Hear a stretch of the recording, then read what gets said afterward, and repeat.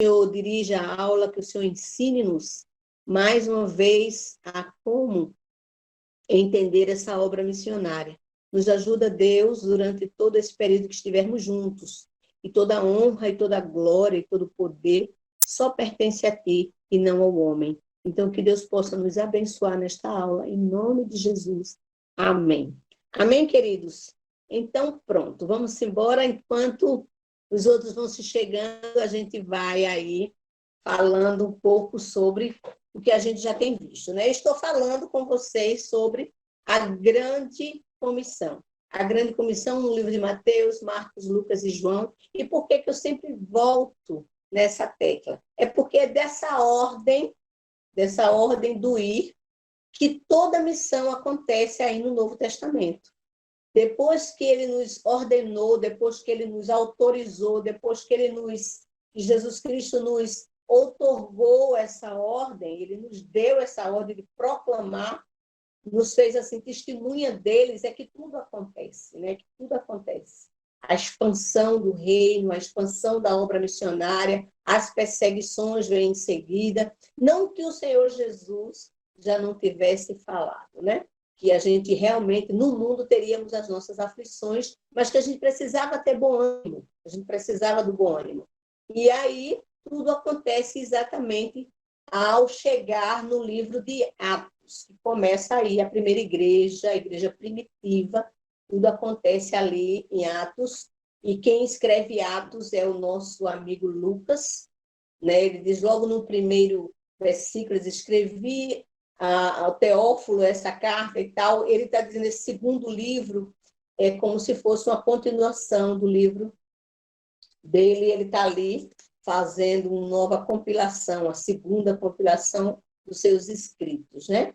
Mas missão da origem, lá em Gênesis, a gente já viu, né? Mas quando chega na igreja primitiva, o movimento missionário nasce ali no seio da igreja de Antioquia. E antes que a gente fale alguma coisa, eu gostaria que os irmãos, cada um dos alunos, pudesse passar um tempinho, um minutinho, tirasse esse tempinho, arranjasse na agenda de vocês, para dar uma lida no texto de Atos. É muito importante. Então, leia o livro de Atos. Se você não tiver tempo de parar para ler o livro de Atos, eu vou ler esse livro de Atos agora. Então, o que é que você faz? Você abre a internet, vai no Google e pede ouvir o áudio de Atos. Eu gosto de ouvir com Cid Moreira, né? Eu gosto da voz dele, a voz dele é boa para me ouvir. Então, eu estou fazendo as coisas e estou ouvindo o livro de Atos. E muitas coisas o Espírito Santo me chama a atenção. E uma delas foi exatamente a morte de Estevão, e depois a gente vai falar um pouco sobre isso. Então, voltando aqui para nosso assunto, nasce ali na igreja de Antioquia, quando o Espírito Santo envia Barnabé e Saulo, né? Sabemos também que antes disso tudo, Saulo era o maior perseguidor da igreja, né? Aí a gente vai com a primeira viagem missionária, a igreja nasce no dia de Pentecostes. É ali que a igreja nasce, né? Como vimos desde Gênesis, a igreja vem com essa missão de propagar o único Deus. No passado, junto com os profetas, né? Os profetas também vai falar sobre uma luz que viria, né? E nascerá a luz, que era Jesus, né? Ele diz, eu sou a luz do mundo, e quem me segue não andará em trevas. Isaías já vem estar falando sobre essa luz que vai tirar o povo da cegueira espiritual, da escuridão, e essa luz era Jesus. Mas no Antigo Testamento era sobre esse Deus, a propagação era sobre esse Deus. A igreja falava, o povo de Deus falava de um Deus único, né? Era um povo monoteísta, ele falava de um Deus único. Enquanto as outras nações ao redor de Jerusalém tinham vários deuses.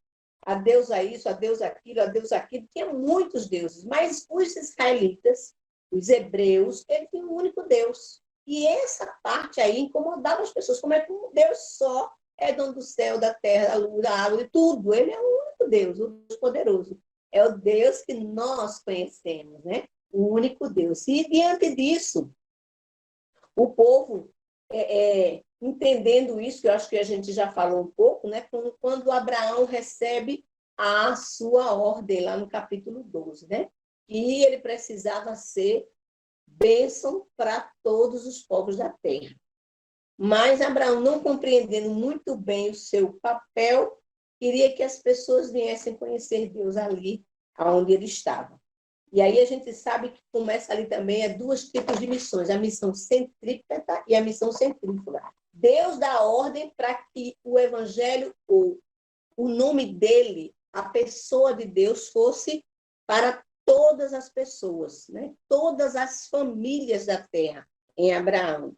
Abraão não compreendeu muito bem o seu chamado, embora ele tenha feito a sua parte de falar do único Deus, né? de professar a fé ao único Deus, mesmo ali no Egito, quando José chega ali também, ele também fala de um único Deus. Então, eles estavam sempre falando de um único Deus, um Deus que pode todas as coisas. E vai para Moisés, um único Deus, e assim segue durante os profetas, todos falando.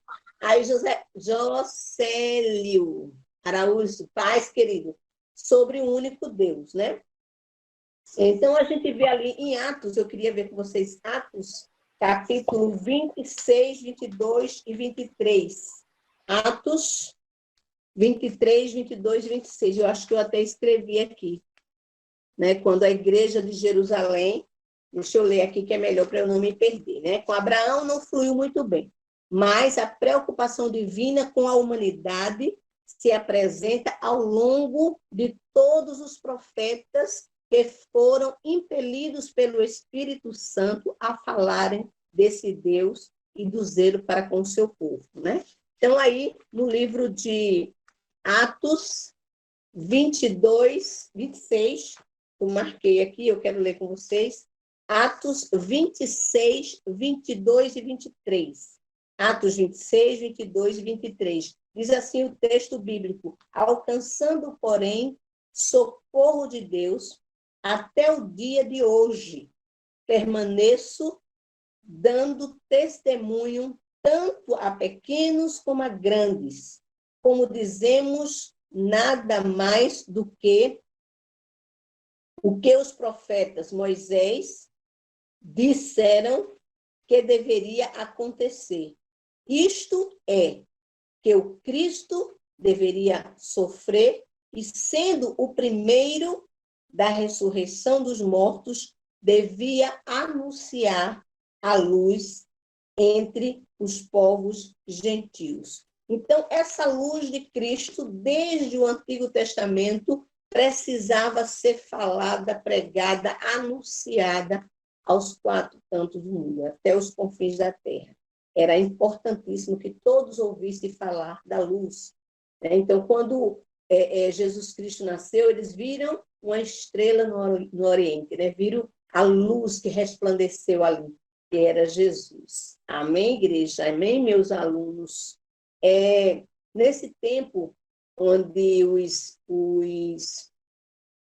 judeus estão ali em Jerusalém, eles começam a formar igrejas. A gente está no primeiro século, está na igreja primitiva. Oi, Maria Augusta, boa noite. A gente começa ali a formar igrejas, sinagogas, o Império Grego começa a se manifestar ali, e a gente vê que muitos começam a crescer ali em todo o território onde os cristãos estavam, eles saíam montando, fazendo igrejas, né? Surgem sinagogas em diferentes pontos do Império Grego, do Império Romano, aonde tivesse um cristão, um só, a mensagem começava a ser pregada. Então, era a explosão do momento por conta de Atos 1:8, que ele disse que ali ia ser derramado o poder sobre os apóstolos que estavam ali, ia ser revestido de autoridade para pregar esse evangelho. A princípio, ali mesmo onde eles estavam, começaram a ministrar a palavra. Mas a ideia do texto, que é o último texto que a gente vê, o texto de Atos, a ideia era que ele fosse em Jerusalém, onde ele estava, em Samaria, né? Na Judéia, Samaria e até aos confins da terra. Essa era a parte final. Eles precisavam ir em todos os lugares, até que chegasse a mim e até que chegasse a você. Né? Então, os gentios tiveram aí, ponto 12.3, eu ia ler alguma coisa aqui, mas não lembro mais o que era, mas não tem problema. Então, eles precisavam anunciar o evangelho a todo mundo, os apóstolos, né? Depois que eles receberam a ordem. Muitos gentios se converteram à fé cristã, à fé judaica, na verdade. Muitos, porque eles usavam uma espécie de... Quando o povo começaram a se espalhar com a perseguição, né? Começa uma perseguição entre os cristãos, e muitos judeus começaram a anunciar esse evangelho aos gentios. E nessa pregação aos gentios, eles, além de anunciar o evangelho, eles traziam os gentios para ser circuncidados, porque eles diziam que para ser cristão verdadeiro precisava ser circuncidado. Hoje nós entendemos que essa circuncisão deve ser feita de coração, ou seja, eu rompo com os costumes do mundo e aceito aquilo que vem de Deus. Então, para mim hoje, a circuncisão na minha vida acontece aqui dentro do meu coração. Iago, Paulo combatia o que? Eu não entendi. É o que Paulo combate escrevendo a carta à Galácia. Isso, ele não aceitava, porque, na verdade, o que os judeus estavam fazendo era que o povo que ele evangelizava tinha que se converter ao judaísmo e não ao cristianismo. E naquele primeiro século, os cristãos estavam pregando era de Cristo, os apóstolos. E os judeus em si, não, a gente tem que enfiar na cabeça das pessoas que elas precisam obedecer às leis de Moisés, elas precisam obedecer os costumes da igreja. Era importante em parte. Eu acho que vocês vão ver em seitas e costumes e heresias, alguma coisa vocês vão ver sobre esses costumes da igreja. Mas não era o interesse de Jesus, nada disso. Jesus queria que o evangelho fosse pregado. E quem era o evangelho? O evangelho era Cristo, aquele que morreu. Ele queria que promovesse arrependimento. Aquilo que João pregava no deserto. Arrependei-vos. Era isso, para trazer esse homem de volta para Cristo. Esse era o interesse na evangelização. Mas, no meio disso tudo, os líderes evangélicos, os líderes, né, da igreja naquela época, eles começaram a tentar judaizar as pessoas. Eles não queriam cristianizar, eles não queriam tornar as pessoas cristãs de verdade. Queria, na verdade, era que eles fossem judeus, né? Muitos gentios se convertem à fé judaica e aceitam a circuncisão para guardar a tradição judaica. Isso se espalha não o cristianismo, e sim o judaísmo, né? Então, dá-se o início ao que nós chamamos de uma palavra bem interessante, e muitos de nós hoje fazemos isso, né? Que se chamam, a palavra é proselitismo. Né? Então, o que seria isso? É você saber que ele era gentio e você queria que ele se tornasse um cristão, mas aí, ao invés de você pregar a Cristo, você pregaria o que a lei judaica mandava, né? Eu tenho que obedecer os 10 mandamentos, guardar o sábado, tem que fazer assim, tem que orar não sei quantas vezes por dia, e aquele ritual todo, e Cristo não entrava. E Cristo não chegava aonde deveria chegar. Né? Era isso que os líderes estavam fazendo, proselitismo, trazendo as pessoas que eram gentios para ser judias. E não era esse o objetivo de Deus, né? Esses eram os líderes religiosos quando eles saíram a fazer missões. Eles saíram como missionário e, no meio disso tudo, eles decidiram fazer assim. Mateus nos diz uma coisa bem interessante. Mateus, no capítulo 23, no versículo 15. Ele diz assim, ó, ai de vós. Eu acho esse texto muito forte, muito pesado, muito, sabe, ele diz assim, ai de vós, mestres da lei, fariseus e hipócritas. Muito forte isso. Percorrei o mar e a terra para converter alguém, e depois de terem feito, o tornais filho do inferno 2 vezes. Ou seja, eles saíam para ministrar, para pregar o evangelho, que era Cristo, e não faziam o que era para fazer, porque eles queriam adepto à religião judaica.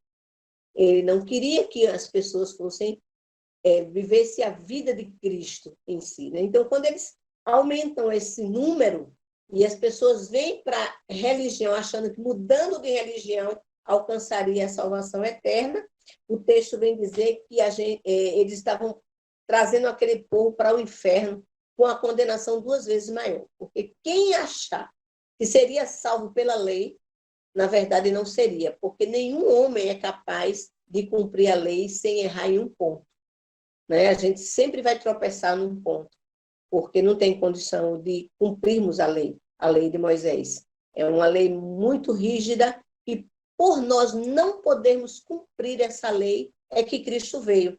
E Cristo, ele veio e cumpre a lei, porque só ele teria a capacidade de cumprir a lei.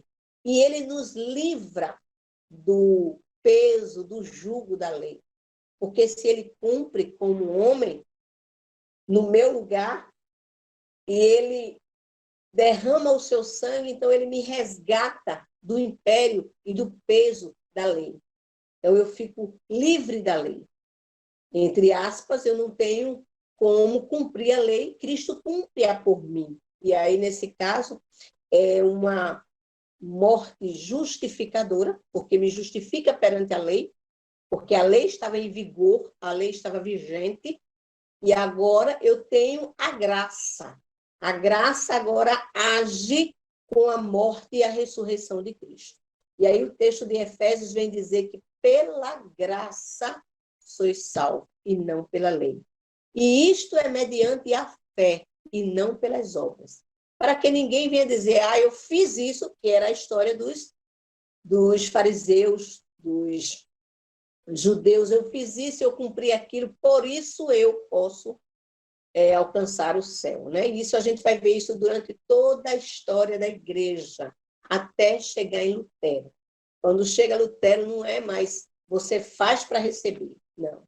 Lutero começa mostrando para o povo que é a graça.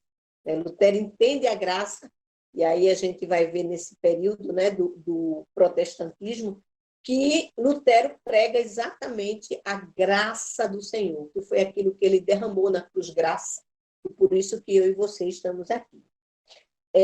O que eu posso dizer desse versículo que eu acabei de ler, que é o Mateus 23:15, né, quando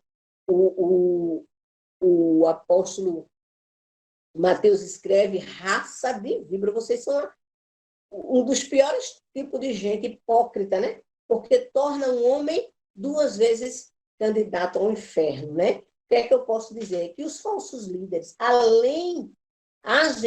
os falsos líderes agem assim até o dia de hoje. E a gente pode abrir um parêntese e dizer realmente, né? Alguns líderes religiosos, eles não estão pregando Jesus, aquele que morreu na cruz pelos nossos pecados. Eles não estão pregando salvação através do arrependimento e através de crer no único Filho de Deus. Eles conseguem encher seus templos, mas diante de uma condição de uma oferta. Eu te ofereço a cura, eu te ofereço prosperidade, eu te ofereço vida boa, então você pode realmente ter a vida eterna. Venha para cá, né? Venha para cá, que aqui é o melhor lugar do mundo. Mas nós sabemos que a palavra de Deus diz que no mundo a gente teria aflições, lutas e problemas. E Deus nunca deixou de ser Deus por deixar um cristão passar pela luta e pela prova. Quando nós passamos por lutas e por provas, saímos delas mais fortalecidos e com autoridade, com a unção de dizer ao outro, se Cristo venceu, nós também podemos vencer este mundo, né? Então, não é somente você pregar só vitória, só vitória, só vitória, e achar que é tudo vitória. Não, a gente teremos, com certeza, as lutas e as aflições, né? Isso cabe ao missionário, ao pregar o evangelho, ser claro com aquele que está pregando, com aquele que está ouvindo. Porque o que eu tenho que dizer para o meu ouvinte no evangelismo pessoal é a condição dele. Quem é ele perante Deus? Perante Deus, ele é um pecador condenado ao inferno.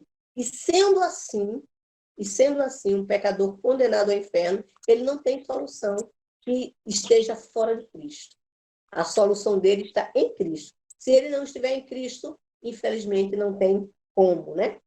Então, os falsos líderes de hoje agem dessa forma. Eles não se salvam nem a si mesmos, como os hipócritas, né? Ali os fariseus, e também não têm condição de levar a salvação para ninguém. Tentam levar, assim, os benefícios, né? Mas salvação mesmo eles não conseguem levar, não. Amém, queridos? A campanha de vitória, porém, as pessoas não se... as igrejas atuais que pregam essa prosperidade, elas pregam campanhas de vitória, era isso que eu queria dizer, campanhas de vitórias, campanhas de prosperidade, tantos dias disso, tantos dias daquilo. Eu estou fazendo uma comparação com o passado, com a época dos que faziam proselitismo, né? Mostravam a parte da coisa, mas não mostrava Cristo, né? Então, mostravam tudo isso, mas não mostravam o arrependimento, nem crer em Jesus Cristo, né? É aquele texto que diz assim, cegos que guiam cegos, cegos guiando outros cegos, né? Romanos 2,17 vai dizer assim, ora, tu que tens por sobrenome judeu, e tu que apoias a lei, e te glorias em Deus, sendo instrumento, ou sendo instruído na lei, e confias que és guias de cego, o versículo 21 vai dizer assim, tu que ensina a outros e a ti mesmo não te ensinas. Tu que pregas e não se deve furtar, mas furtas. Tu que desonras a Deus pelas tuas transgressões à lei. Esse era o retrato do judaísmo na época. Era o retrato dos judeus, era o retrato dos fariseus. Eles pregavam, mas não viviam. Então, eles não tinham testemunho, diferentemente dos cristãos verdadeiros, quando saíram para pregar. Por isso que houve um avanço enorme do cristianismo nesta época, porque, contudo, o cristão tinha uma vida, né? E eles eram observados diferente dos judeus. E isso chamou a atenção das pessoas que, mesmo sendo prosélitos, não queriam estar debaixo do jugo do judaísmo, mas criam no Deus único, né? E queria seguir essa fé cristã, essa fé verdadeira. Eu queria falar com vocês sobre três elementos que vai acontecer para o avanço da obra missionária.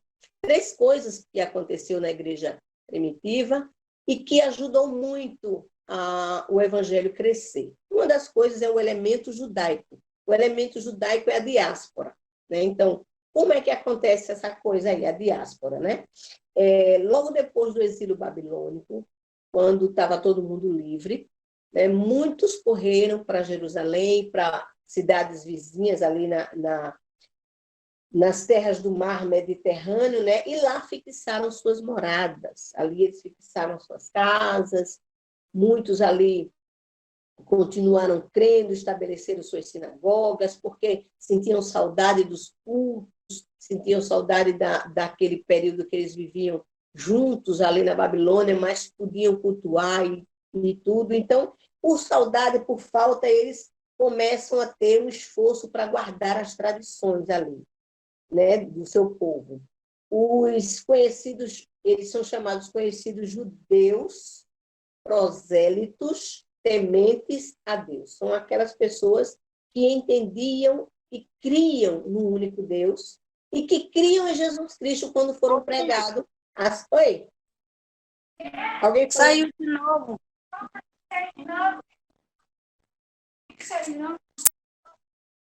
Ali, ó. Aqui. Vocês conseguem me ouvir? Alguém está com o microfone aberto ali. Alguém que está com o telefone aberto pode fechar aí? Oi? Então, esse elemento, posso continuar? Posso continuar? Sim, sim. Ok. Esse elemento judaico, que é a diáspora, eles vão alcançar exatamente esses judeus que vieram da Babilônia. E aí eles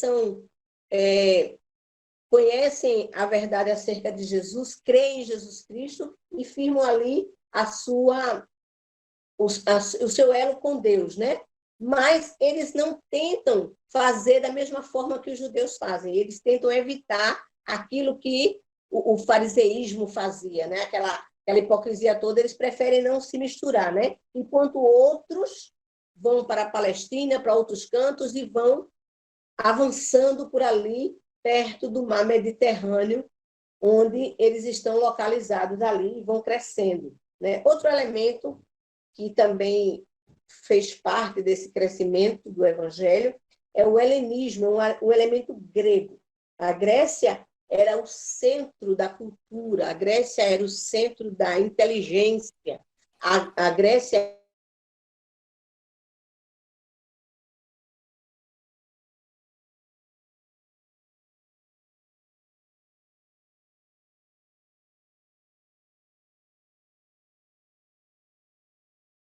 fariseísmo fazia, né? Aquela hipocrisia toda, eles preferem não se misturar, né? Enquanto outros vão para a Palestina, para outros cantos e vão avançando por ali, perto da cidade, de um lado para o outro. Isso facilitava a propagação do evangelho. A política dava condições dessas viagens. Havia também uma fraqueza espiritual, religiosa, por conta das religiões pagãs que dominavam, né, na cultura romana e na cultura grega. Então, eles estavam já sem credibilidade alguma quando o cristianismo chega, quando o evangelho chega. Isso faz com que eles creiam agora nesse Deus, nesse Jesus, né? E havia também entre os sacerdotes um declínio moral muito grande, uma barbárie muito grande dos sacerdotes, né, que usurpavam a lã, que tirava demais do povo, né, e extorquiam muita coisa. E aí, quando eles viam essas coisas, eles se afastavam das religiões pagãs e criam nesse Cristo que era amor, que era justiça, que era paz, esperando mesmo eles nessa justiça de Cristo, né? E aí é que o evangelho entra por conta desse elemento aí, pax romano, né? Povo sedento mesmo por uma paz espiritual e não por uma paz de governo, não por uma paz social. Eles queriam uma paz de espírito, né? E aí a gente vai agora para o século da era cristã, o primeiro século da era cristã, entre 80 e 85 depois de Cristo. Havia em torno, nessa época, de 300 mil cristãos. Eu espero que vocês estejam lendo aí a apostila de vocês. Leiam a apostila, que é importante. Havia ali uns 300 mil cristãos, né? Mas com a perseguição, o crescimento do evangelho aumentou tanto que quando a gente chega ali, 80, 85, nós já estávamos com 8 milhões de adeptos ao cristianismo. Então, a perseguição faz com que a igreja cresça, né? E foi um dos pontos que o pastor Mário levantou. Ele, você acha que os dias de hoje a gente precisa mesmo de uma perseguição para que a gente cresça? Eu acredito que a igreja de hoje a gente não está crescendo, a gente está inchando, né? E muita gente deixando de pregar sobre o pecado, sobre o arrependimento, sobre o novo nascimento, sobre o não achismo. Eu acho assim, crente que faz do jeito que acha e não do jeito que está escrito. Essas coisas... Oi, Iago. Fala, querido. Eu tinha perguntado no chat anteriormente, mas eu vou fazer isso novamente. Em uma abordagem evangelística, quando a senhora vai abordar alguém, a senhora, na pregação, fala da depravação total à salvação pela graça ou tem abordagens específicas direcionadas para o Espírito Santo? Tem um texto em Tessalonicenses que diz assim que a gente deve pregar em tempo e fora de tempo. Não sei se é em Tessalonicenses ou em Timóteo. Que ele diz que a gente deve É Timóteo. em tempo e fora de tempo. Eu acredito que o Espírito Santo ele nos direciona com as palavras. Ele tem condições, ele diz, abre a tua boca que eu te encherei. E eu tenho experimentado isso quando eu tenho a oportunidade de anunciar o evangelho. Eu não sei se eu contei para vocês de um motorista de táxi, de Uber. Eu saí de um shopping daqui de Recife até a minha casa E esse moço estava muito animado para dizer a mim que tinha 3 mulheres. E eu fiquei ouvindo a história dele de boa, né? Mas eu não poderia dizer para ele que aquilo levaria ele à condenação eterna. Eu não poderia deixar aquele homem prestes a cair no abismo sem eu dizer nada. De forma nenhuma, nem eu, nem nenhum de vocês como alunos.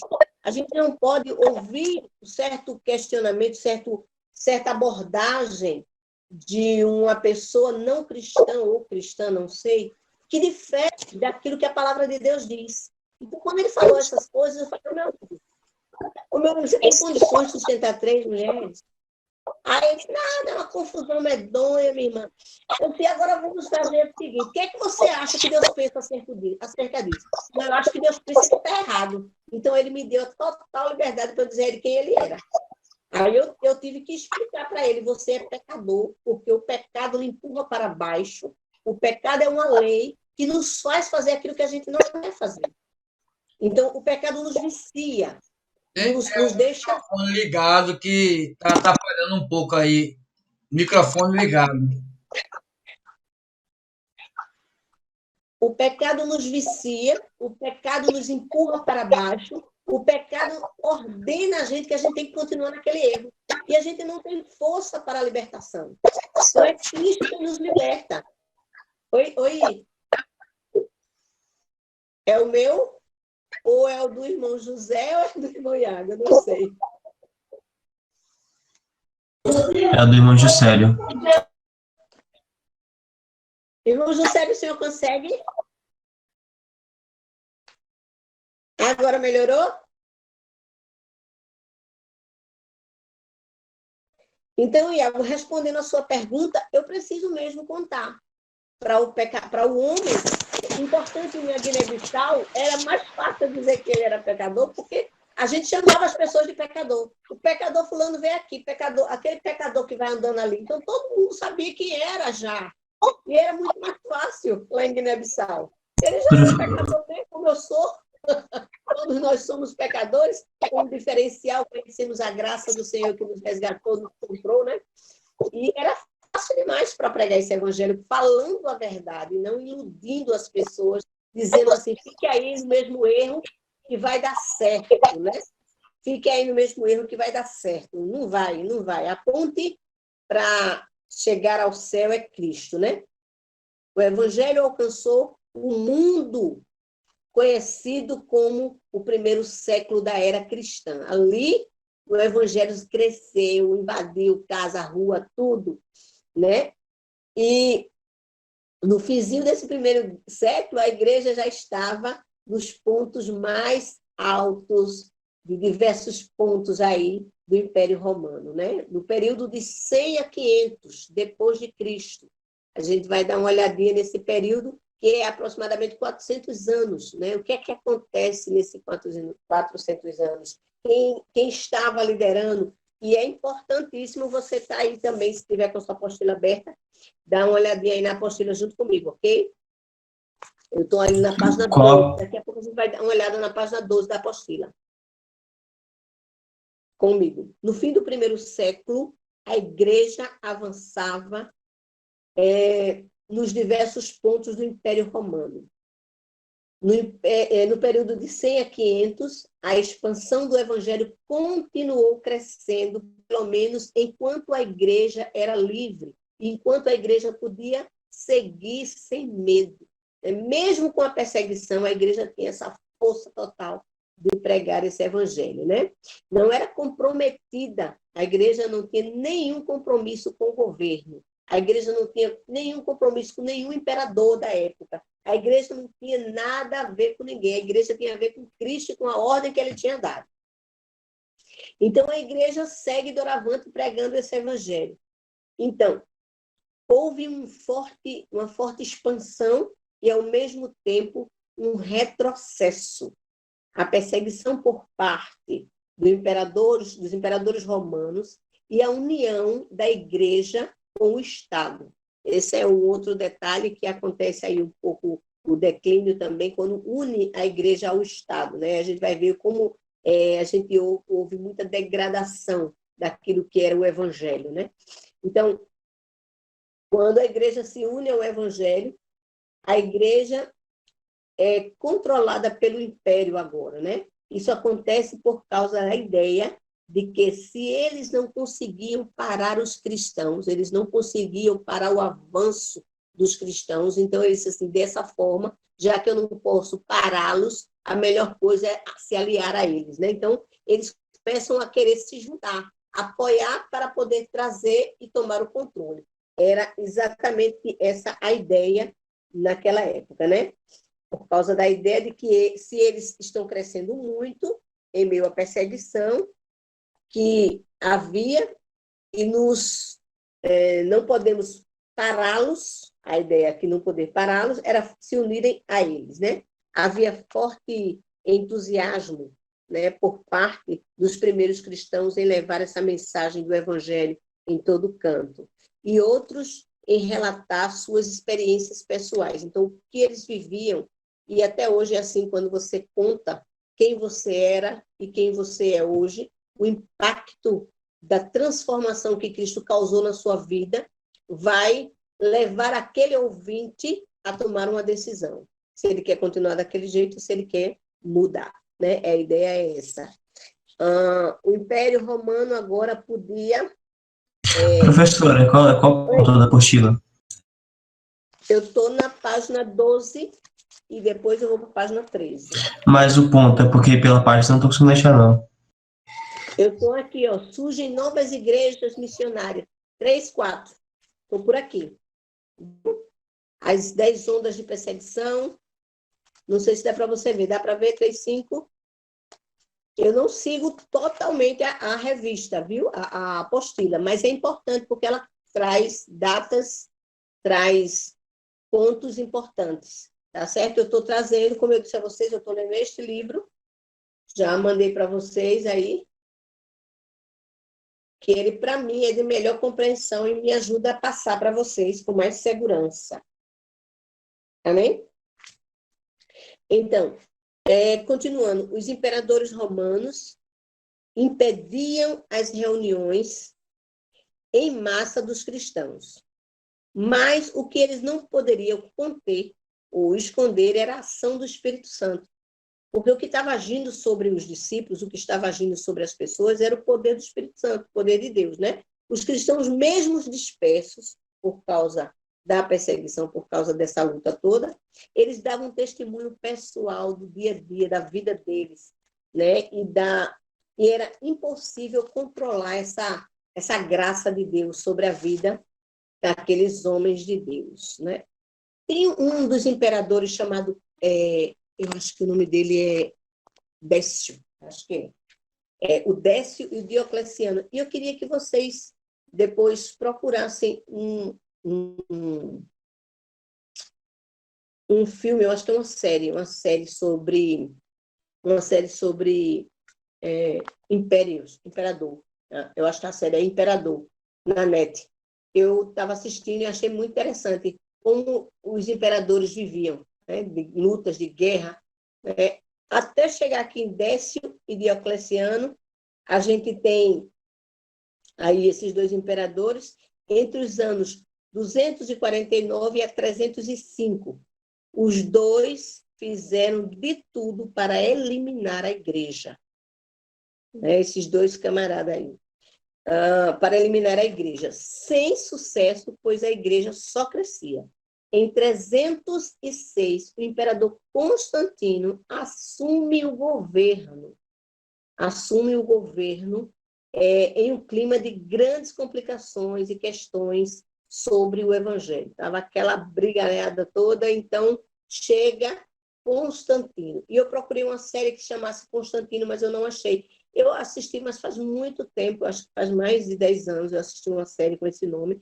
Procurei vê-la de novo. Se vocês conseguirem achar essa série, Constantino é muito interessante. A história de Constantino, ele teve um sonho, uma visão, e que descia do céu uma cruz. Na cruz tinha escrito algo que ele ficou impressionado, era: por este símbolo vencerás. A ideia era essa. Então, quando ele lê aquilo, quando ele vê aquilo, ele se acorda e procura conhecer o porquê que esses cristãos estavam sendo tão perseguidos, e aí esse homem se converte ao cristianismo, Constantino se converte. E aí ele começa a, já que os cristãos estão aliados com o governo, Constantino começa a dar a esses cristãos liberdade para pregar o evangelho. E ele dizia que essas pessoas deveriam ir com essa cruz para pregar o evangelho. Então, uma cruz que estava sendo hasteada, e quando era hasteada, ele queria agora cristianizar todo mundo através daquele símbolo, né? Era a religião cristã se tornou a religião do império. Então, todo mundo precisava ser, naquela época, cristão. Isso foi bom por parte e também não foi, né? Deixa eu ver aqui o que foi que eu escrevi. Se por acaso a igreja aceitasse a proposta do cristianismo ser a religião do império, ela garantia agora a proteção do governo. Então, não ia ter morte, não ia ter perseguição, porque era todo mundo cristão, não ia ter nada. E se ela tinha a proteção do governo, o acordo foi assinado entre os líderes lá, tudo acertado. Agora a igreja e o império andavam juntos, né? Nessa concordância. Eles concordaram aí com a união. Isso na época de Constantino, viu? E já estava essa coisa já andando para essa aliança do governo junto com os cristãos. E esses cristãos aí são os líderes, os sacerdotes, eles que acertam tudo, e o povo aqui embaixo que prega o evangelho é que sofre, né? Como desde sempre foi assim. Então, a igreja do imperador, isto é, incorreu em que incorre também no desastre. A igreja passa agora a venerar Constantino, venerar o homem que está protegendo essa igreja, ao invés de venerar o próprio Cristo, o próprio Senhor Jesus, né? Meus queridos, eu queria ver com vocês uma coisa bem interessante no meio disso tudo, e eu nunca poderia deixar de falar sobre isso. Eu estava assistindo umas pregações de um pastor chamado Hernandes Dias Lopes. Eu acredito que, na sua maioria, todos nós o conhecemos. E ele estava falando do comentário de Atos. Ele estava falando do comentário todo. Era uma escola dominical e ele estava ali dando um panorama geral do livro de Atos. E eu me detive ali, escutando. Eu achei muito interessante quando chega no versículo 7 de Atos, que é exatamente quando fala sobre Estevão. Esse período aí logo no começo, acho que é nos anos 60, não lembro bem, que acontece isso, não é nesse ano que a gente acabou de falar aqui, onde a igreja se torna protegida pelo império, mas foi algo que aconteceu na vida de um homem e que, naquele texto da Grande Comissão de Atos 1:8, a gente vê que Deus ele tinha uns propósitos que a gente não entende ao certo. Deus disse que a gente iria receber poder para pregar esse evangelho. E quando os discípulos começam a pregar e quando tudo acontece, a igreja começa para se organizar, para formar, e a igreja tem a dificuldade que os discípulos precisam, são os 12, né? Precisam ser aqueles que cuidam da mesa, dos famintos, dos necessitados, e ao mesmo tempo são os discípulos que precisam ir para pregar esse evangelho, e fica aquela coisa, ou eles ficam na igreja para organizar a igreja, organizar as coisas, ou eles saem em viagem, como Paulo, para pregar esse evangelho. Então fica nessa coisa toda, e aí eles separam 7 homens, para que esses 7 homens vá agora fazer parte de uma comissão que vai servir a mesa, vai servir a membresia da igreja, né? Vai servir aquele povo, enquanto os apóstolos viajam para pregar o evangelho, porque a ideia é que eles precisavam sair Judéia, Samaria, Judéia e até os confins da terra. Eles precisavam realmente ir. E se não fosse isso, esse evangelho também não chegaria a mim. A mensagem do pastor foi bem interessante, a aula que ele deu, né? E aí a gente começa a observar no capítulo 7 de Atos, o que acontece ali. Primeiro no versículo 4 e 5. Então, é importante ler o texto de Atos de 4 a 7 e de 4 a 8. Importante ler no livro de Atos, né? O que acontece ali no ano 64 a 67, né? Eles começam a matar e eliminar e aniquilar por uma ordem do governo, porque estava crescendo muito o evangelho, e eles diziam que tinha que eliminar os cristãos. Então, nessa época também havia crise interna lá dentro da igreja, né? Por isso que eles levantaram esses 7 homens para tratar essa crise. A gente vê a situação de Ananias e Safira, entre outros que aconteciam que não foi relatado, né? As pessoas vendiam suas propriedades, traziam tudo, colocavam aos pés dos discípulos, e aí os discípulos tinham que pegar naquilo que eles tinham entregue e tinham que organizar para poder abençoar os órfãos, as viúvas, os necessitados, e era uma carga muito grande. Sabiamente, separaram esses homens, Filipe, Procoro, Nocano, Simão, Parnemas, Nicolau, Estevão, juntaram esses homens e disseram assim, vocês vão cuidar da mesa. Só que Estevão, dentre esses homens, foi o de destaque. Por quê? Porque Estevão, ele teve uma experiência com Deus notória, e ele era um homem, a gente pode dizer, um homem cheio do Espírito Santo, né? Ele era um homem que, no seu sermão, no capítulo 7, ele pôde falar, pregando o seu sermão, quase citar 60 textos bíblicos dentro do seu sermão. Era um conhecedor da palavra de Deus, era um homem que tinha conhecimento. Ele tinha acesso aos pergaminhos, ele conhecia. E aí Estevão vai e começa o seu discurso no Sinédrio, começa o seu discurso ali no meio do povo, né? E no meio desse panorama, quando o pastor falava, ele deixou que a gente percebesse o quanto Estevão era cheio do Espírito Santo, cheio de poder, cheio de sabedoria, cheio de conhecimento. E isso, eu digo para vocês, alunos, hoje, que isso é o que Deus quer derramar sobre nós, hoje, para pregarmos esse evangelho. Sabedoria do alto. Não é simplesmente um intelecto cheio. Eu tenho muito conhecimento aqui. Eu posso ter todo um conhecimento na minha cabeça, mas eu preciso ter fogo dentro do meu coração para pregar esse evangelho, né? Preciso ter essa unção do Espírito Santo para chegar ao pecador e pregar esse evangelho. Então, Estevão começa narrando ali a sua trajetória de vida e citando textos e mais textos. O seu público, no geral, o público de Estevão, no geral, ele não consegue ali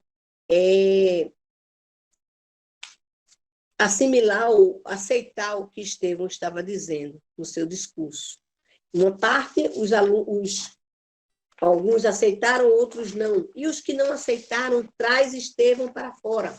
E diz a Estevão, olha, sai que a gente vai querer tratar com você lá fora. Estevão agora sai.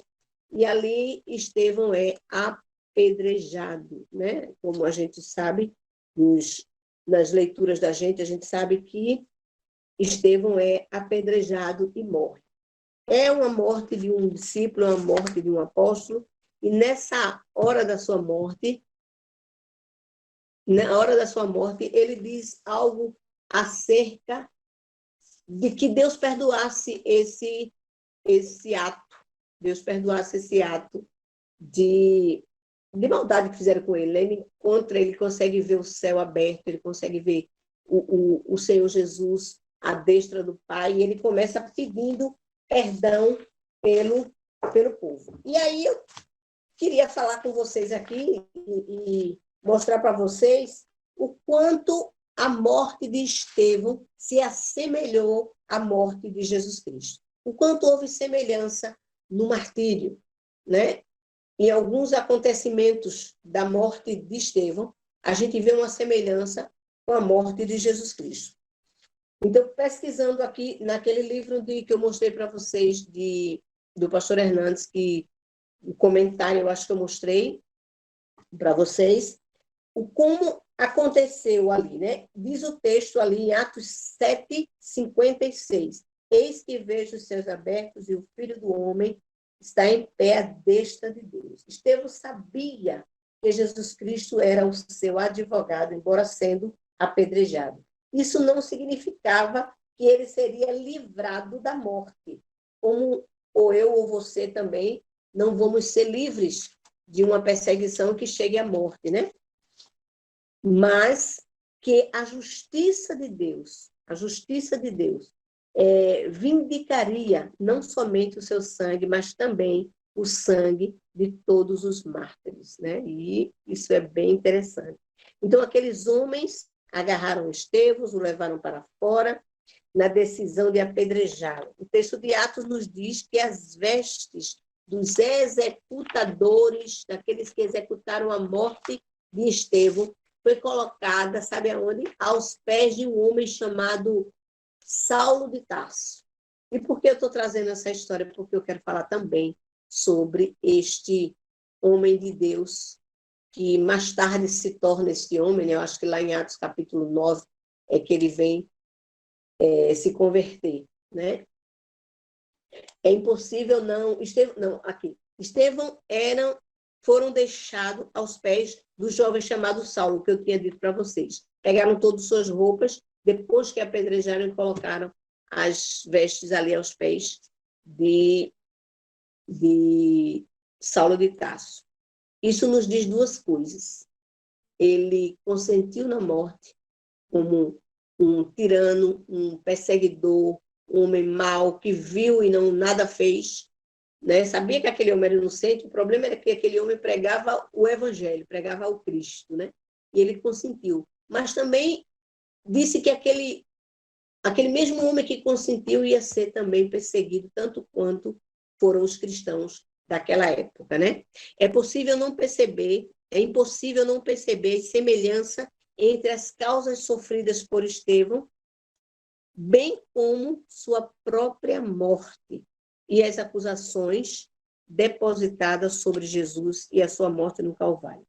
Estevão, ele foi condenado à morte por falsas acusações, tal como Jesus também foi. Mateus 26, 59 até 61 e Marcos 14, 58. Eu quero que vocês abram a Bíblia comigo, quem estiver aí. Mateus 26, 59 a 61. Acho que são apenas 2 versículos. 59 a 61. Diz assim a palavra do Senhor. Pedro estava sentado fora no pátio. Mateus, é isso mesmo que eu estou lendo, Mateus 26. Eu acho que eu não estou no 26, não, estou. Pedro, Mateus 26, 59 a 61.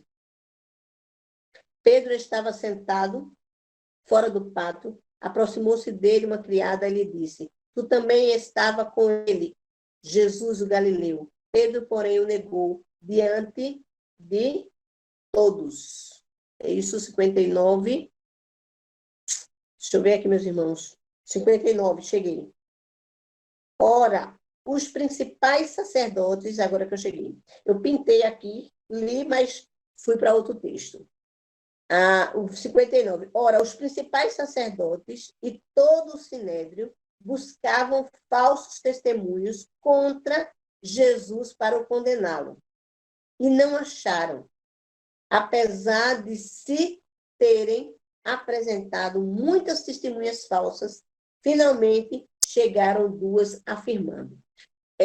Da mesma forma que acontece com Estevão, acontece também com o Senhor Jesus, né?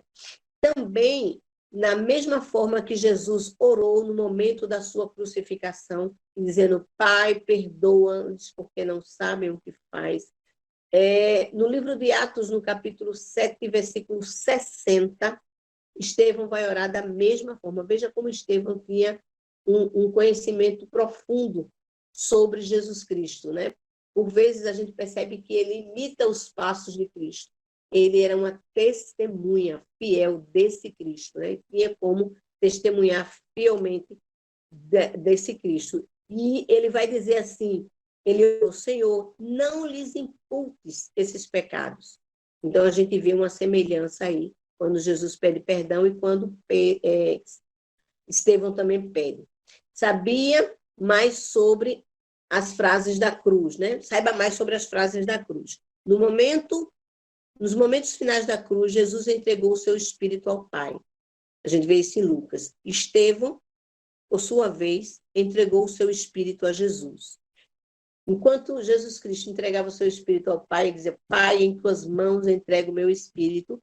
Estevão vai fazer a mesma coisa, entregando o seu espírito nas mãos do Senhor Jesus. Atos 7:59.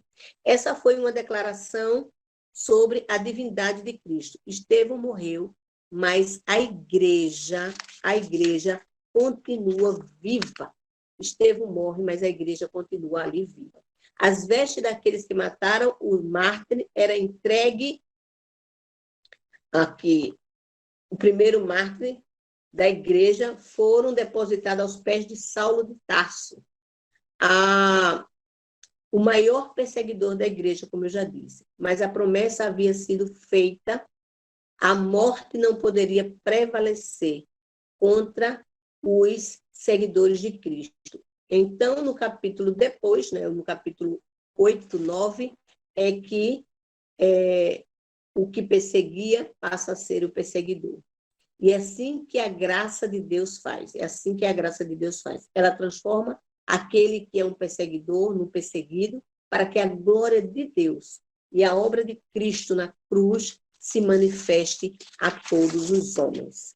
Amém, queridos? Se manifeste a todos os homens. Veja aí comigo, abra a sua apostila aí no capítulo, na página 12, e a gente vai ver aqueles imperadores que eu falei para vocês. Queria muito falar com vocês sobre essa morte de Estevão. Muito. Eu acredito que nos dias de hoje a gente ainda não chegou a esse ponto de sermos perseguidos até a morte. Aqui no Brasil. Fora do Brasil, a gente encontra relatos de coisas bem complicadas. E quem acompanha o irmão André, e eu vi muito, já 2 pessoas me mandaram trabalho sobre o irmão André. Gostei demais. Estou aí lendo os trabalhos para poder notificar. Quem não entregou o trabalho ainda, se avise, se apresse, né? A gente tem aí uma data que fala que o irmão André sempre tem os relatos assim de pessoas que têm sofrido por esse evangelho. E vale a pena realmente sofrer. Mas aí a gente vê as 10 ondas de perseguição aí, com esses imperadores: Nero, Trajano, Adriano, Antônio, Marco Aurélio, Sétimo Severo, Máximo, Décio e Valeriano. O Décio a gente já até viu hoje aqui, né? Quantos mais os cristãos eram perseguidos, mais aumentava o número daqueles que iriam sendo salvos, né? Falei aí um pouco daquela frase que o homem, quando achou aquela cruz, o que ele disse, né? E aí a gente vai ver aí o segundo declínio, quando ele viu a cruz, ele disse: por esse símbolo nós venceremos. Aí ele continua falando sobre Jesus. Por fim, quem está na página 13, a gente vai ver Diocleciano, nos anos 234 a 305. Diocleciano. E agora a gente vai dar uma lida aqui no ponto 3.6, certo? O segundo declínio missionário. Eu quero abrir um parêntese aqui e queria que vocês falassem alguma coisa, fizessem perguntas. Eu só vejo Iago falando, mas é importante vocês falarem, perguntarem, né, para a gente poder fazer um segundo horário mais livre, mais espontâneo, né? Som papagaio. É nada. É assim que a gente aprende. É assim que a gente aprende, meu querido. Nem se preocupe.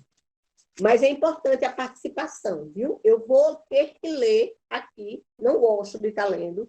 Eu gosto de estar falando mesmo, mas eu vou ter que ler aí o ponto 3.6 com vocês.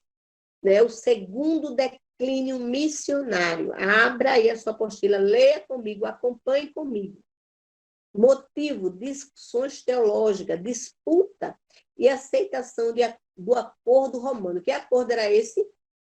Era aquele acordo de que todos poderiam ser cristãos. Esse era o acordo. Questões doutrinárias existiam na igreja desde o início havia essas discussões sobre a doutrina, né? Porque queriam implantar realmente o judaísmo no meio do povo. E o povo queria era Cristo, e não as regras e as leis do judaísmo. Então, aconteceram por várias razões, por causa de conceitos judaicos, diferentes do conceito do cristianismo, por causa dos elementos gregos que a gente já viu na igreja, muitos voltados à contemplação filosófica. Os gregos eram altamente filosóficos, viviam em busca de novas ideias, novas maneira de viver, yoga, não sei o quê, era tudo, né? Tinha até aquela deusa lá, que ninguém nem sabia o nome, e o deus desconhecido e tudo mais. Então, os gregos, eles viviam atrás disso, né? De filosofia. A igreja enredou-se em complicadas questões que obscureciam a simplicidade do evangelho. O que é o evangelho? O evangelho é Cristo que morreu e ressuscitou pelos nossos pecados. Esse é o evangelho, simples assim. Mas a igreja, por conta de tudo isso, ela saiu enveredada por questões aqui das discussões do tempo, né? Naquela época eles viviam discutindo sobre a maneira deles viverem, como viver um judaísmo. E a igreja foi andando atrás disso tudo, né? A igreja internamente estava envolvida com discussões teológicas e disputa de poder. Gente, até o dia de hoje a gente vê isso, né? E ainda vivendo sob um clima de perseguição. Até o dia de hoje a gente percebe que muitos querem uma cadeira, muitos querem sentar quer a direção da igreja, se você não der, e fica chateado e tudo mais, e vivem nessa. E a gente sabe que o mundo é o campo, e eu não preciso estar brigando por um cargo na igreja. Em contraproposta, existe igreja que a gente luta para que alguém assuma um cargo e essa pessoa ninguém quer. Né? A gente vive num paradoxo. Um lado, o povo briga pela uma posição na igreja. Do outro lado, aquelas igrejas mais simples, mais doutrinária, mais bíblica, querem alguém comprometido com o evangelho e a gente não encontra, né? Enquanto isso, por volta do 3º século, o Império Romano começou a declinar. As constantes invasões dos povos bárbaros, isso vocês vão ver muito, muito claro ali no filme, na série, né? Império. Muito bom para a gente poder abrir a visão para compreender mais ou menos o que acontecia naquela época. Enquanto Roma queria conquistar uma boa parte para ser uma coisa forte, e os bárbaros brigando por território, e Roma tinha que destruir aquele povo, e aí que a briga começava, né? Então, a vida inteira, os imperadores, eles viviam de brigas em brigas, lutas e guerras e guerras e guerras, campanhas de guerras para ganhar território, né? Foi dentro desse contexto que, em 313, depois de Cristo, o imperador Constantino disse ter visto aquela cruz que eu falei para vocês. Na verdade, a intenção de Constantino era utilizar o Império Cristão, era tornar o Império, o ímpeto cristão, para ir até aos povos bárbaros, convertê-lo ao cristianismo, e assim ficarem todos sobre o domínio do Império Romano. Então, aí está o acordo. Quero que vocês leiam esse acordo em casa, vejam direitinho como tudo aconteceu. Okay? Alguém está querendo falar alguma coisa?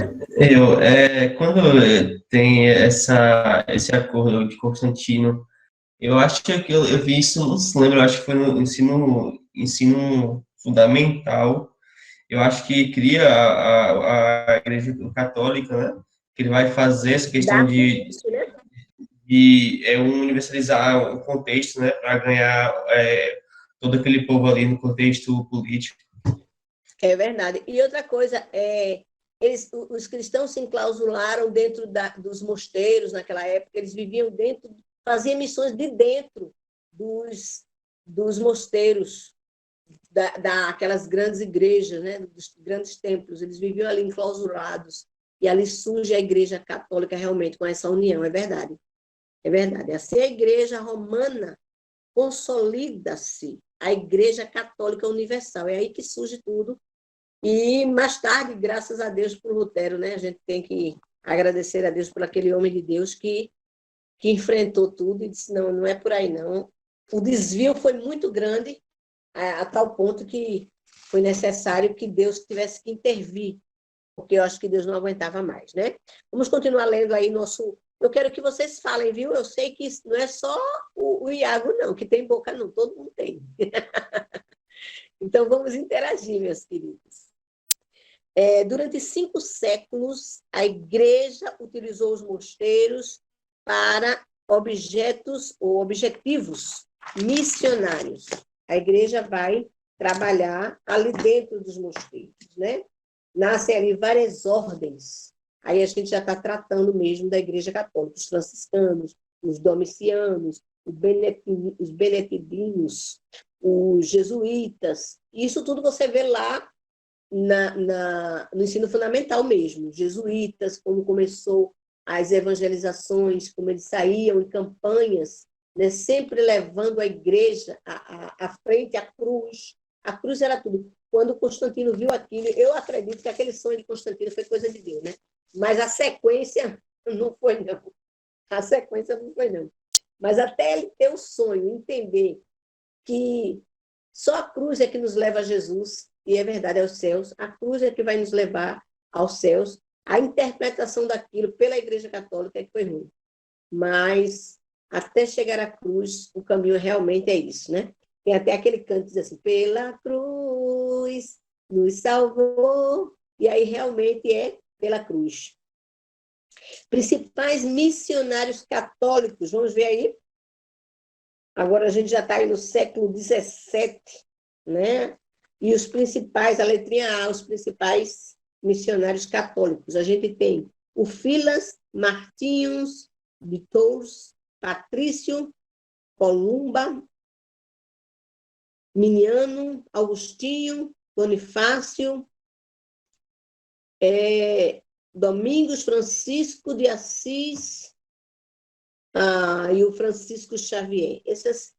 Esses homens aqui, essas pessoas, elas começaram aí, dentro da Igreja Católica, a fazer o seu ministério e a pregar o Evangelho. Dentro desses aí, eu tenho aí o Martinho, que é um nome que bem em alta, né? A letra B, remanescentes. O Agostinho também, ele é um grande pai da igreja também. Uhum. O Martinho e o Agostinho foi o que fizeram o diferencial dentro da Igreja Católica, né? Porque o restante a gente não vê na história, né? A não ser Francisco de Assis, que a gente ainda escuta alguma coisa, mas muito pouco também. Mas esse Agostinho aqui e o Martinho Lutero é que a gente vai ver que eles realmente fizeram uma diferença dentro da Igreja Católica. A Igreja Universal, no caso, porque a palavra católica significa universal, né? Agora, quando ela fala católica romana, aí ela vai para o credo romano, aí complica. Porque para nós cristãos, a gente pode dizer que somos católicos apostólicos cristãos, porque realmente cremos na doutrina dos apóstolos, somos uma igreja universal.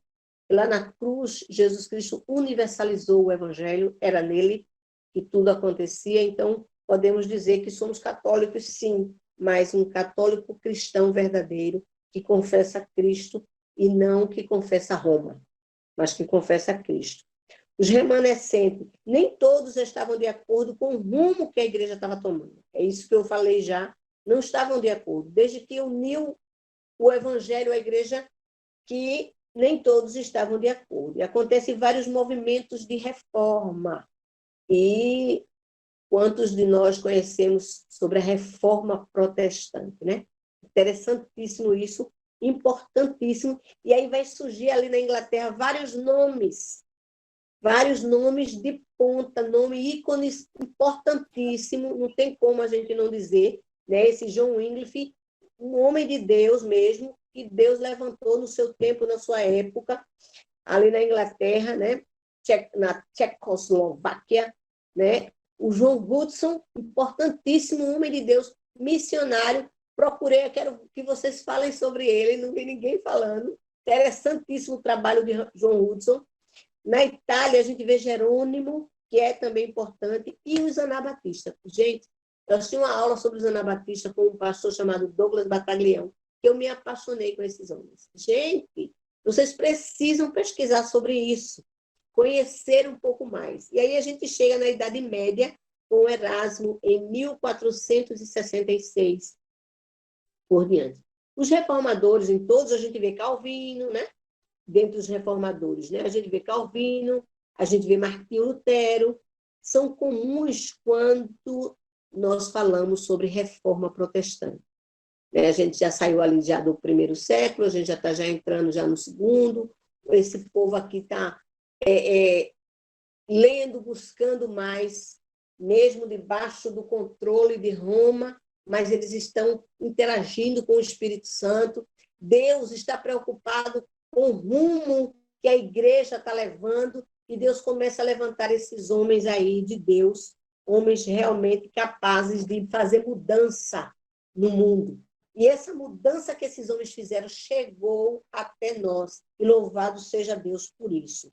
Foi Martinho Lutero quem liderou a maior reforma protestante. Isso a gente não vê só aqui, não. Aqui a gente vê na história de missões, a gente vê na missiologia, mas a gente vê na escola secular. Ninguém pode negar isso. Eu tenho uma amiga minha que é médica, ela é espírita. E um dia ela disse assim para mim, Eli, você poderia, por acaso, professora, lá no Centro Espírita falar um pouco sobre a reforma protestante? Eu jejuei 3 dias, eu disse, é agora, Jesus. É agora que eles vão ouvir de pé, do começo até o fim, que foi que Deus fez através de um homem chamado Lutero.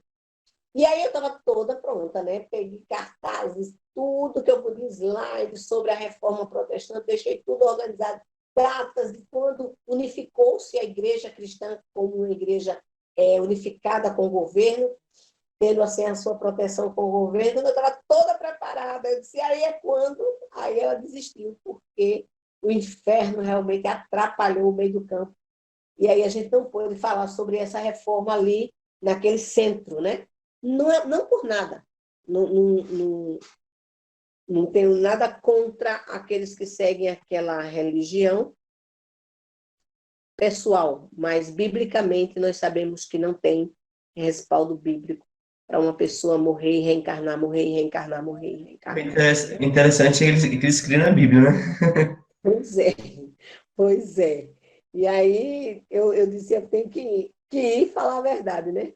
É como eu disse a você, Iago, as oportunidades que o Senhor nos dá, as lacunas que o mundo abre, é ali onde a gente entra com o Evangelho, né? A gente é chamado de reparadores de brecha. Então, o mundo abriu uma fenda e dizendo assim, não tem mais jeito, a solução é Cristo. Não tem mais como, Jesus Cristo vai entrar agora. E é assim que a gente leva a nossa vida, 24 horas ligado no reino dos céus. Não é fácil para nós cristãos, porque no dia a dia da nossa vida acontece muita coisa, mas assim que temos uma oportunidade, não deixem a oportunidade passar. Eu não sei pegar um ônibus sem estar com um folheto na bolsa. Por quê? Porque eu sei que alguém do meu lado precisa ouvir. E um dia eu vou ser cobrada porque alguém sentou ao meu lado e precisava ouvir de Jesus e eu não abri a minha boca. Então eu preciso realmente estar apta para falar desse amor de Jesus. Então, um simples folheto. Né? Eu ando com um folhetozinho da APEC, onde eu ministro aula de vez em quando eles chamam. Folheto bem criativo, bem simples, mas que retrata aí o amor de Deus e a condição do homem. E aí eu entrego o folheto, se for uma criança eu me aproximo mais para falar, e hoje na pandemia nem dá tanto. É só entregar o folheto mesmo e deixa Deus trabalhar, né?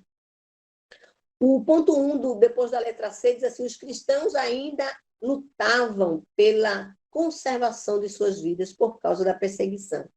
E o protestantismo só teve sua sobrevivência assegurada em 1648, com o Tratado de, não sei falar essa palavra, mas Westfália, acho que é isso. diversos teólogos e controvérsias infindas, né, por parte do protestantismo. E aí foram escritas aquelas cláusulas todas dentro do protestantismo, né, somente Cristo, somente o Evangelho, somente a palavra, somente a graça. E ali surge todo umas cláusulas para que o Evangelho tivesse realmente essa liberdade, né? De saber o que estava falando.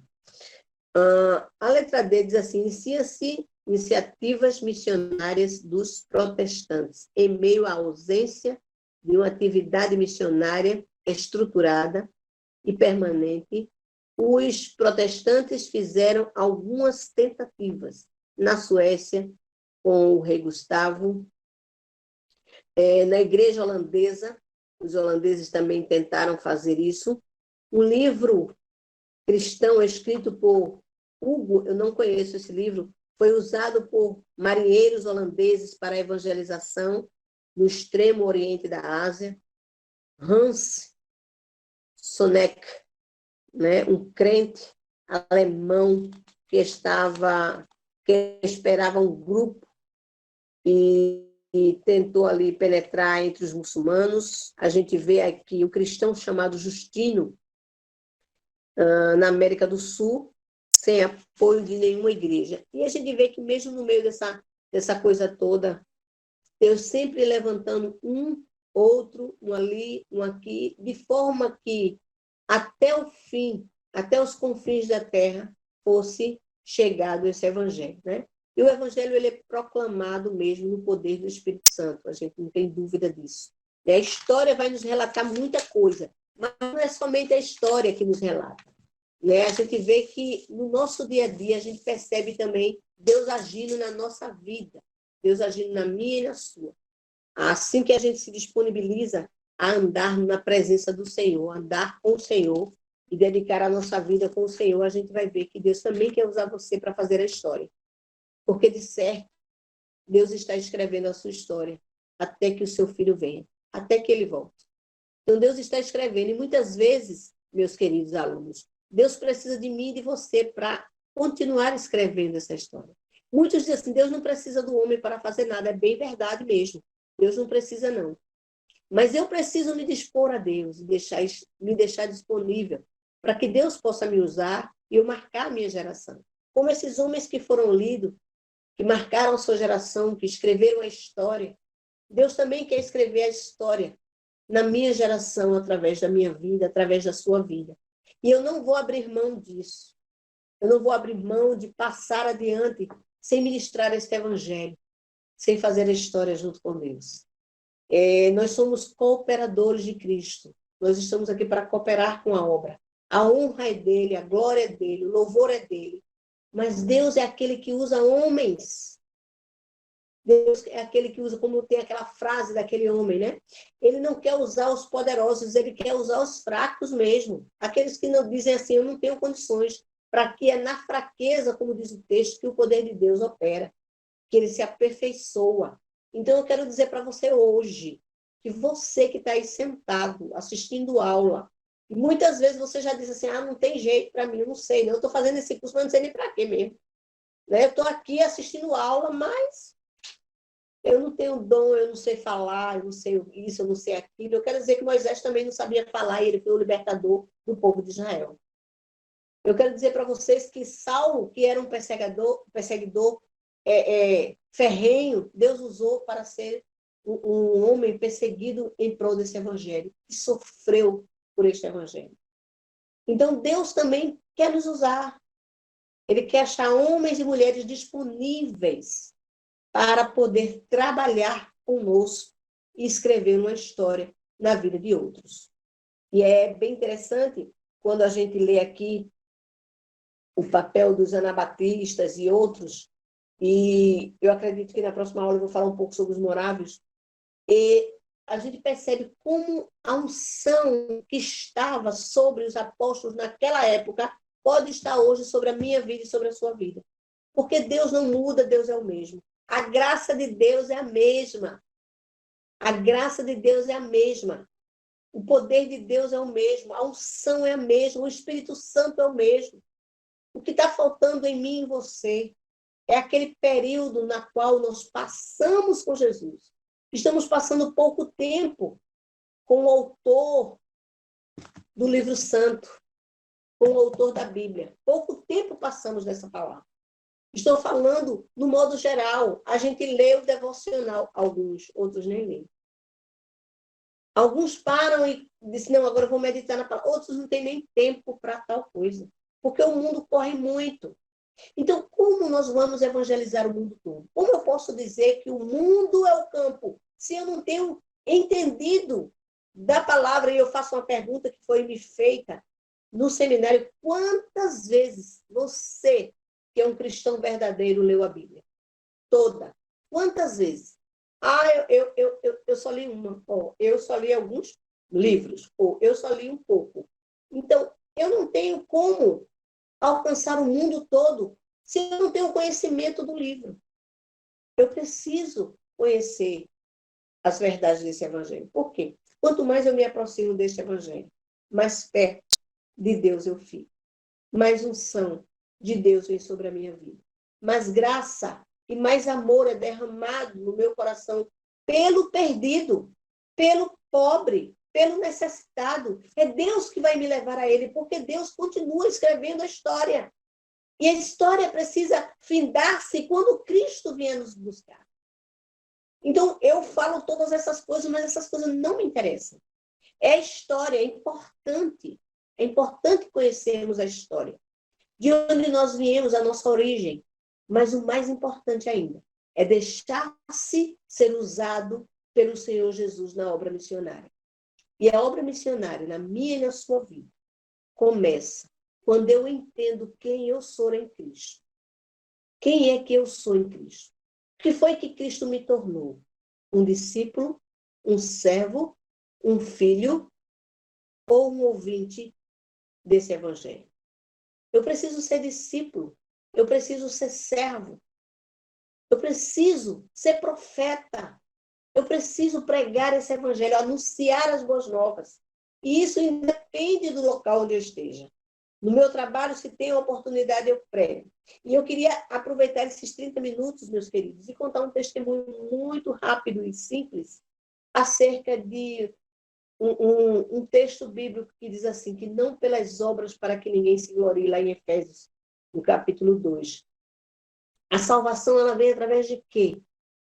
E quando eu trabalho sobre evangelismo pessoal, eu tenho 5 textos que eu já falei para vocês, do plano da salvação, que é dessas pulseirinhas coloridinhas que eu uso aqui, e que eu entrego para o povo, às vezes, quando eu estou evangelizando.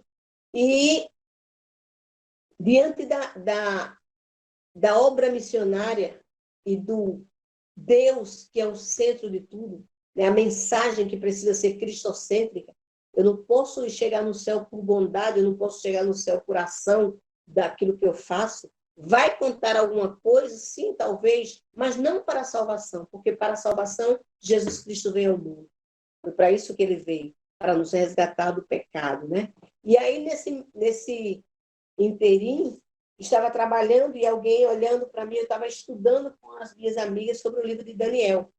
E eu peguei o livro de Daniel, um comentário de Daniel, tracei todas as aulas que a gente ia conversar junto. Estávamos ali conversando sobre o livro de Daniel, que as meninas queriam saber acerca do fim do mundo. E como os últimos, até os confins da terra, como seria isso? Como seria a evangelização até Jesus Cristo voltar? E eu estava traçando ali toda a história dos hebreus para as meninas, e de repente entra alguém que, no meu trabalho, que eu trabalho com enfermagem, na área de saúde, trabalhava, né? Porque hoje eu não trabalho mais. E que alguém chega lá, uma médica, ela é neurologista, estudou fora, fez uma pós, fez não sei o quê, um doutorado, e isso e aquilo, mais de 10 anos de estudo, e mais de 10 anos de pesquisas, né? Na neurociência, na neuroclínica mesmo.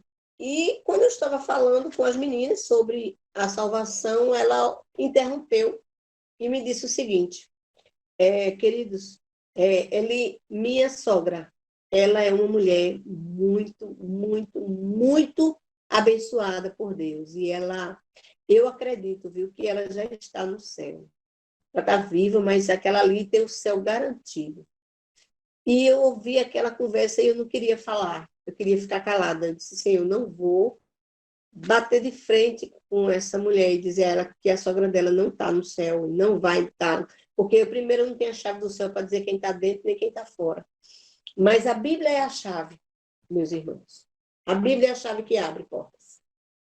A fé abre portas. Jesus Cristo abre portas. Então, quando ela falava aquilo, eu disse, eu não vou falar, Senhor, eu vou ficar calada. Me ajude. E quando ela terminou de colocar a mãe dela lá, a sogra dela no céu, todas as honras das bondades que ela fazia, das caridades que ela prestava às pessoas, eu me lembrei do texto aqui de Atos dos Apóstolos, quando começa a falar sobre a vida de Cornélio. E Cornélio tinha tudo para entrar no céu. Era um homem piedoso, justo. Mas a salvação, queridos, e todos nós que estamos ouvindo a aula somos cristãos verdadeiros, a salvação, ela não vem por obras. E Cornélio poderia estar no céu independente de Pedro ir ou não lá. É certo, e dá para perceber na leitura que Cornélio era um homem piedoso e era gentil, e já havia um preconceito entre os gentios. E não tinha como ele ir para o céu. Até que as orações dele subiam. Eu acredito que também as orações da sogra daquela mulher também subissem aos céus. Mas para a salvação, ela precisaria de Jesus Cristo. Cristo é o centro da pregação missionária. Cristo é o centro da pregação teológica. Cristo é o centro. Nossa mensagem, nossa pregação precisa ter Cristo como centro. E não alisar o pecado do homem, e não anunciar a ele as verdades daquele que nos chamou para a sua maravilhosa luz. Então, quando aquela mulher começava a dizer que a sogra já estava no céu, o Espírito Santo disse a ela, a mim, leia para ela, Efésios. E as minhas amigas olharam para mim assim e disseram assim, vai dizer nada não? Eu disse, eu preciso falar, porque não dá para ficar calada. E eu disse, doutora, eu preciso lhe dizer algo. Aí ela disse, pode falar, porque eu sei que a minha sogra, ela já está no céu. Eu falei, eu sinto muito lhe dizer, mas ela não está não. Como é que você tem a coragem de dizer a mim que a minha sogra não foi para o céu, não está no céu e não vai para o céu? Eu disse, eu não tenho a minha coragem, mas eu tenho a coragem desse texto que eu vou ler. A senhora acredita que a Bíblia é a palavra de Deus? A senhora crê que esse livro é um livro santo? Que Deus fala através desse livro? Se a senhora disser a mim que crê, eu mostro à senhora que ela não está. Agora, se a senhora disser a mim que não crê, eu nem abro para ler. Ela disse, eu acredito na Bíblia, então pronto. A Bíblia diz que não é pelas obras, para que ninguém se glorie e diga assim, eu entrei no céu porque eu fiz bondade. Não é pelas obras, mas é através do sacrifício salvífico de Cristo Jesus na cruz do Calvário. Cristo precisou morrer na cruz, e a Bíblia diz que quem crê nele, quem crê, será salvo. Então é através de Jesus Cristo. E através de Jesus Cristo é crendo no Evangelho. E aí eu comecei a falar sobre isso, e ela ficou chateada, zangada, com raiva, e disse, eu não gosto dos crentes por causa disso. Porque os crentes acham que só vai para o céu quem for crente. E aí ela saiu e não me deixou falar mais. E eu fiquei assim, eu disse, Jesus, pelo menos eu consegui dizer que só Jesus salva. Vocês estão aí, alunos? Pelo menos eu consegui dizer, Iago, e os demais alunos, que só Jesus Cristo salva. Não poderia ser por outro caminho, porque a cruz é o caminho, né? Então, nessa obra missionária, nessa obra que a gente faz de pregar esse evangelho, eu não posso deixar de apontar o único caminho. Jesus Cristo, ele é o caminho, a verdade e a vida, e nós já sabemos disso. Mas eu preciso falar, cada vez que eu falo o evangelho, a palavra tem poder para transformar o homem. Não sou eu que transformo, mas é a palavra. Então, no evangelismo, na abordagem com alguém que precisa ouvir falar de Jesus, eu preciso citar textos bíblicos. Por quê? A letra mata, mata. Mas quando é um profeta que fala a palavra de Deus, ela toma o reino de Deus, ela se apropria daquilo que foi falado, da palavra que está no meu coração, na minha boca. Ela se apropria e ela cria o fruto.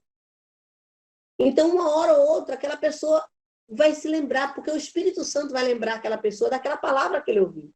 Talvez, de meio quilo de palavras que eu tenha dito, ele não se lembre de nada, mas do Evangelho, das Escrituras. Quando eu falar a palavra, é o Espírito Santo que se responsabiliza em fazer aquela pessoa meditar na palavra. Então, eu quero encerrar a aula hoje. A gente tem 20 minutos ainda para encerrar a aula. Dizendo para você, não cale sua boca, porque Jesus precisa voltar. E ele só volta quando todos ouvirem a voz dele. Todos ouvirem acerca desse evangelho. Quando todos ouvirem sobre o Filho de Deus, Jesus Cristo, e o amor que ele derramou na cruz por nós. Então, é muito interessante que eu e você leia as Escrituras Sagradas. Passem 10, 15, 20 minutos com o Senhor. Nós passamos muitas vezes, eu mesmo, quando eu estou assistindo uma série, eu passo quase 3 horas na frente da televisão. Quase 4. Eu assisto a série em sequência mesmo. Aí depois eu paro, tenho que servir a minha mãe, ajudar alguma coisa em casa, mas volto para a série, porque a série é interessante, eu preciso aprender, muitas vezes, vendo e ouvindo. Mas e diante das Escrituras, quanto tempo eu passo? Outro dia minha irmã disse assim, menina, como é que tu fica em cima dessa Bíblia o tempo todo? Eu disse, eu preciso tirar daqui o meu sustento, o meu alimento, o meu ânimo, porque é a palavra de Deus que vai me fazer avançar. É a palavra de Deus que vai me fortalecer no dia mau. É a palavra de Deus que vai controlar as minhas emoções. Que no dia da maior perseguição que houver, eu vou estar forte em Cristo. E não está longe essa perseguição. Hoje eles fecham as portas das igrejas, mas ele nunca vai poder fechar a minha boca e a sua.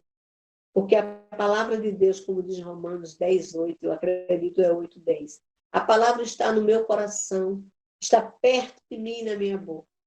Essa é a palavra do Evangelho, que precisa ser propagada por mim e por você. Amém, meus queridos?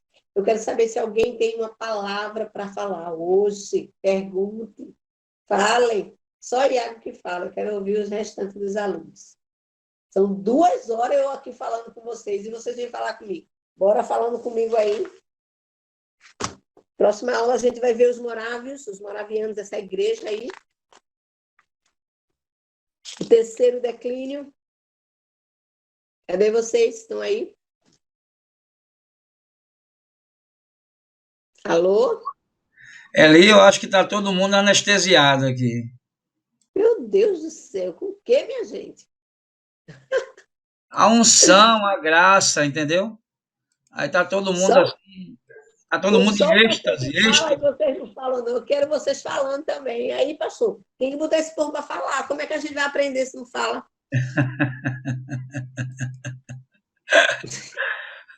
Ai, ai, traz uma benção ali. Eu creio. Alguém tem uma pergunta? Agora ajudar aí a professora a concluir a aula dela, vá. Farei alguma coisa. Cada pergunta vale um ponto. Agora vai aparecer. Ah, não, não dou, não. Mas eu não dou mesmo. Tem que fazer o trabalho. Olha, eu estou com os trabalhos aqui na minha mão. Muitos já fizeram o trabalho. Continue fazendo. Eu estou lendo. Tem 2 sobre o pastor André. Viu, Tem 2 trabalhos Eli? sobre. O que as pessoas às vezes não entendem é que nós cristãos fazemos boas obras porque somos cristãos, porque o amor de Deus nos constrange a isso, porque é nossa missão fazer isso, cuidar dos órfãos, das viúvas, dos necessitados, Faz entendeu? parte do Evangelho. Mas não para a salvação, porque a salvação somente através de Jesus Cristo, É verdade. né? Só essa É diferença. verdade. Somos salvos para isso. Não fazemos isso para ser salvo, né, pastor? Isso. Salvação é de graça, né? Exatamente. É verdade. Essa trocadilho aí é bem importante. Para não pensar que a gente é salvo. Oi, aluna. Fala, querida. Esse trabalho é para fazer sobre o. Ela falou na primeira aula sobre o missionário, né? Isso. E enviar para quem? Para mim. Aí no grupo mesmo pode enviar, ou então pode me procurar no Telegram, e aí você envia para mim. O nosso irmão Iago mandou um texto, Efésios 2:10. Pois somos feitura sua em Cristo Jesus para as boas obras, as quais Deus preparou para que andássemos nela. Palavra aproveitadíssima, muito proveitosa. É exatamente, nós somos a imagem e semelhança de Cristo, feitura de Cristo. E somos alcançados por esse Cristo para as boas obras. Não são as boas obras que me fazem ser alcançada por ele, mas eu fui alcançada por ele para praticar essas boas obras, né? Nos preparou para que Amém. eu andasse nessas boas obras. Eli, só Fala, respondendo pastor. a irmã Celina, a missionária Eli Enai, ela está no grupo do Telegram, entendeu? Então você pode enviar para ela e eu mandei o contato dela, tanto do telefone dela que é WhatsApp e também tem o Telegram, Sim, eu mandei para todo mundo, né? Se você por acaso não tiver, eu envio novamente, tá? sim, sim. Por favor, o senhor pode me enviar no meu particular, pastor? Eu envio, irmã Celina, daqui a pouco eu envio, viu? Tá, Vou enviar obrigada. no grupo.